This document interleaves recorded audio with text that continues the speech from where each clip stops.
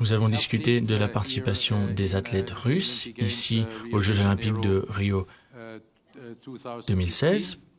Vous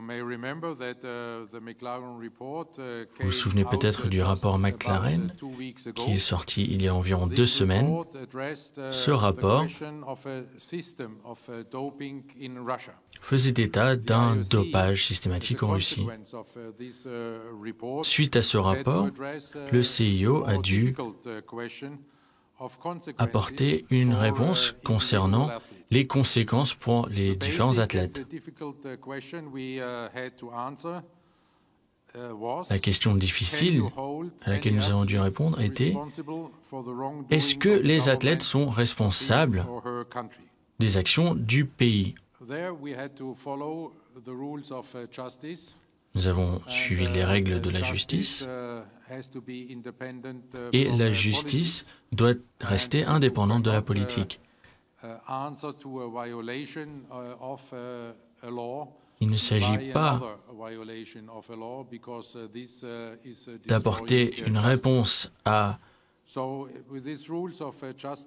manque d'obéissance aux règles par une enfreinte aux règles. Nous avons donc suivi les règles. Nous avons suivi les principes qui s'appliquent à toutes les personnes, ce qui veut dire la présomption d'innocence. Il s'agit d'un droit fondamental auquel toute personne a le droit.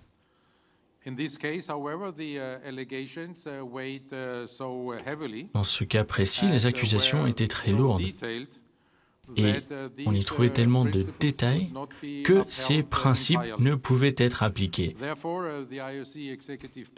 Donc, le comité exécutif du CIO a inversé le principe de présomption d'innocence pour les athlètes et leur fait porter la responsabilité collective des échecs du gouvernement russe. Néanmoins, la justice ne nous permet pas de priver un être humain du droit de prouver son innocence. C'est pour ça que le CIO a donné ce droit aux athlètes, tout en appliquant des critères d'éligibilité très stricts. Le CIO lui-même a mis en place un plan en 3 étapes et la décision finale concernant les critères de sélection, et le CIO a été guidé dans ce processus par des experts indépendants du tribunal arbitral du sport, qui est l'instance suprême pour le sport dans le monde. Le CIO a pris cette décision par un panel de 3 membres, avec le professeur Hugo Erna, qui est à la tête de la commission scientifique, et les 2 autres membres étaient Claudia Bokel, qui préside la commission des athlètes, et M. Samaranch, en 3e place. Et nous pensons que les conclusions de ce rapport seront publiées en fin de journée.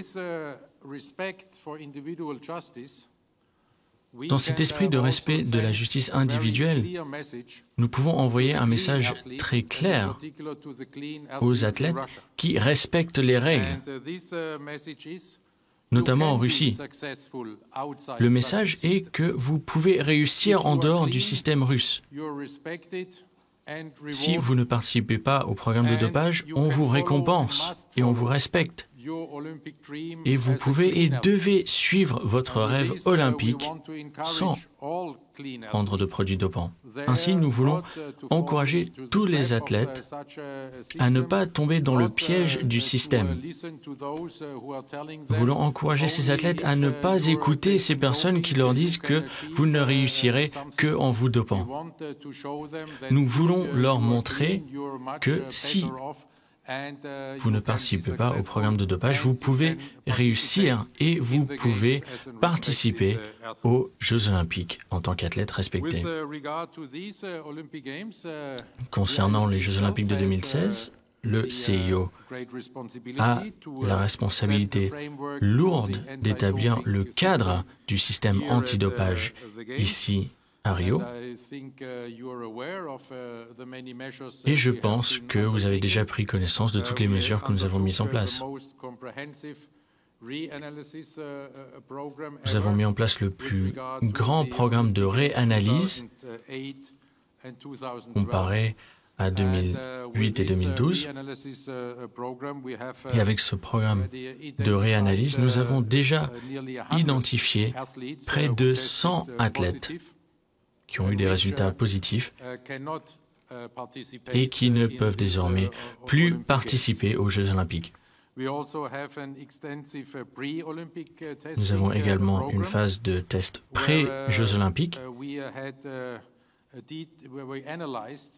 Et pendant cette phase, nous avons analysé avec OADA les antécédents médicaux de 2200 athlètes.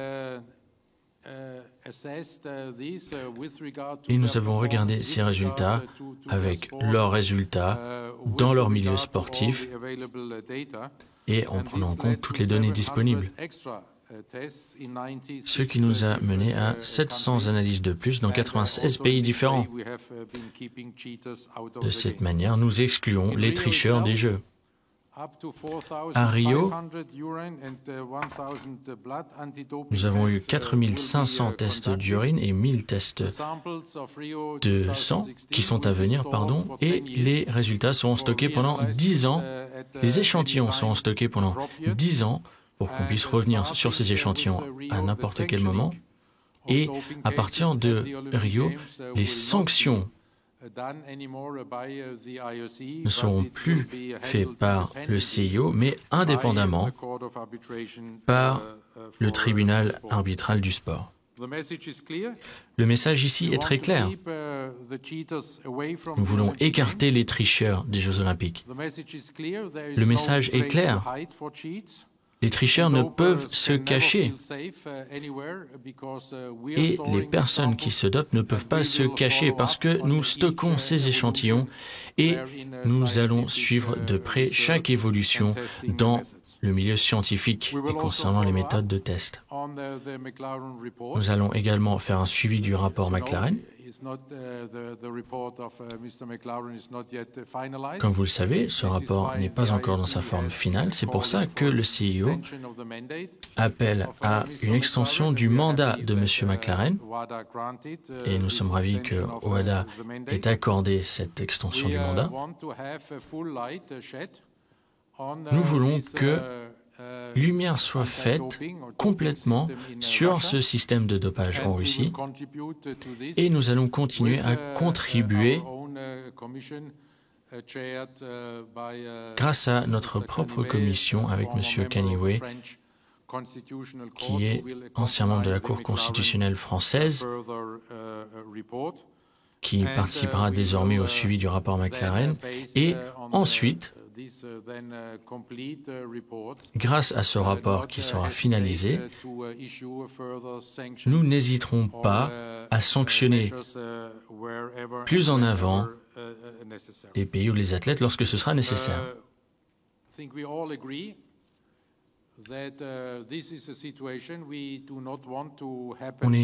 Nous sommes tous d'accord pour dire que nous ne voulons pas que ces situations surviennent de nouveau. Et donc, le CIO a demandé une analyse complète du système antidopage et nous sommes ravis que WADA soit d'accord avec ces résultats du sommet olympique et du comité exécutif de l'IOC, et nous allons travailler main dans la main avec OADA afin de faire du système antidopage mondial quelque chose de plus efficace.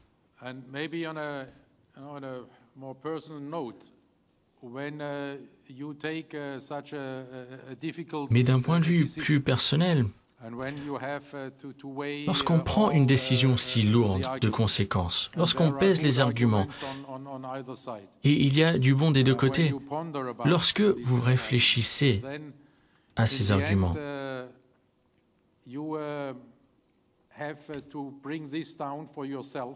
En fin de compte,